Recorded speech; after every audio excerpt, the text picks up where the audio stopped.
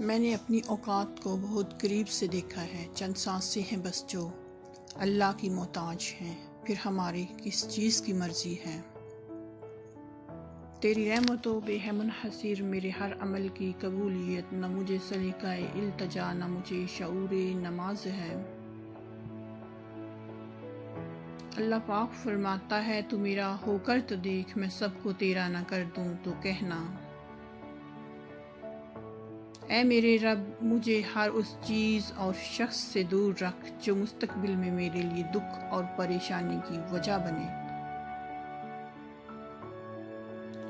حضرت علی رضی اللہ عنہ نے فرمایا، صرف دو لوگ مقدر والے ہوتے ہیں، ایک وہ جنہیں وفادار دوست ملتا ہے، دوسرا وہ جن کے ساتھ ماں کی دعائیں ہوتی ہیں۔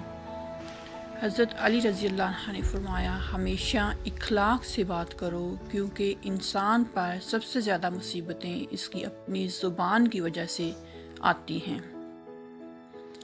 جو حصہ اللہ کا ہے وہ روح کا ہے، جو حصہ اپنا ہے وہ عمل ہے، اور جو کیڑوں کا ہے وہ جسم ہے۔